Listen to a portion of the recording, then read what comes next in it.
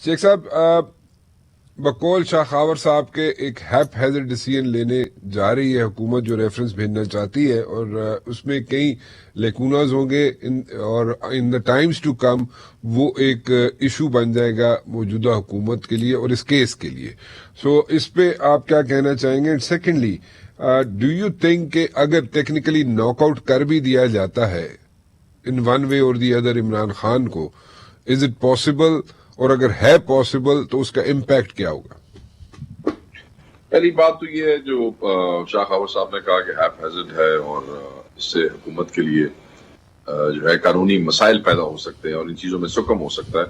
मैं समझता हूँ कि इसमें कोई मसले वाली बात कोई नहीं है, और पीटीआई के लिए तो फिर ये फायदे वाली बात है कि haphazardly government without taking input from their lawyers, because obviously जब वो इमरान खान साहब से लड़ रहे हैं कैबिनेट के अंदर, कल मुसद्दिक मलिक साहब मेरे साथ एक प्रोग्राम में थे, उन्होंने कहा जी कि प्राइम मिनिस्टर ने कहा कि बड़ा पीसफुली आप इसको जाके पढ़े और पढ़ने के बाद फिर आप वापस आए so that we should decide. और ऊपर से मियां नवाज शरीफ साहब ने कहा कि विद इन 48 आवर्स आप इस डिक्लेरेशन को जो है वो आप दायर करें.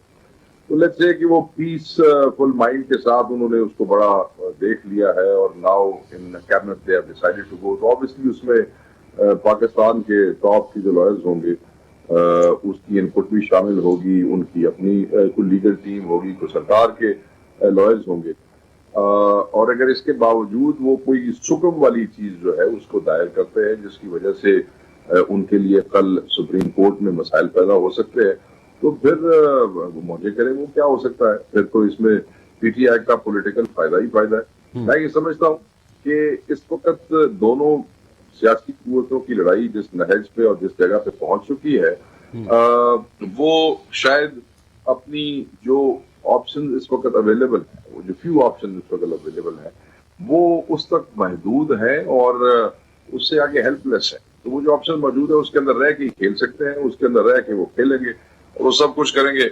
अगर उसका नतीजा जो है किसी कानूनी सुकम की सूरत में सामने आता है तो हुकूमत का नुकसान होगा और इमरान साहब का फायदा होगा.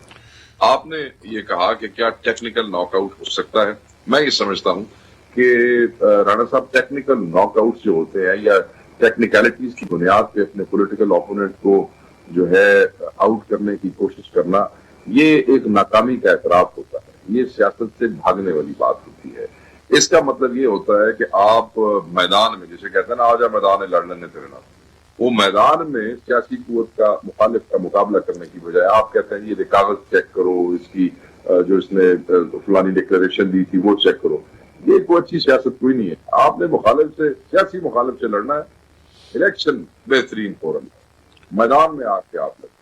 टेक्निकलिटी पे अगर आप किसी को नॉकआउट करेंगे, एक तो मैं जाती तौर पर समझता हूँ, जाती रहे वो अच्छी बात नहीं, मतलब आपने अगला सवाल किया कि इमरान खान साहब अगर नॉकआउट हो जाते हैं तो उसके क्या कॉन्सिक्वेंसेज हो सकते हैं. अगर ये इमरान खान साहब को टेक्निकली नॉकआउट करते हैं तो ये इमरान खान साहब के वोटों में इजाफे का बायस बनेगा. इससे इमरान खान साहब के स्टांस को तकवीयत मिलेगी. इससे इस बात को तकवीयत मिलेगी कि ये गवर्नमेंट फ्रस्ट्रेशन का शिकार हो चुकी है, अब इनके पास ऑप्शंस कम रह गई हैं, इसलिए ये फ्रंटल खेलने को आ गए हैं. देखिए, एक वक्त होता है एक्शन लेने का, जिससे आप कहते हैं to strike at the right time. अगर आप उस वक्त वो टाइम मिस कर दें और उसके बाद आप स्ट्राइक करें तो वो स्ट्राइक इतनी जैसे कहते हैं इतनी कारामद नहीं होती जितनी सही वक्त पे होती. तो मैं ये समझता हूँ कि इस वक्त पॉलिटिक्स में, और ये टाइम हर जमात पे आया है, नून लीग पे भी रहा है, पीपल्स पार्टी पे भी रहा है, पीटीआई पे वो वक्त आ चुका है कि अगर आप इनको टेक्निकलिटीज पे नॉकआउट करने की कोशिश करेंगे तो बेशक वो टेक्निकलिटीज लीगली ठीक हो, कॉन्स्टिट्यूशनली भी ठीक हो, मगर अवाम उसको एक्सेप्ट नहीं करेगी राणा साहब, किसी कीमत पे नहीं होगी. क्योंकि इस वक्त कन्फ्रंटेशन सिर्फ और सिर्फ खान साहब के हक में है.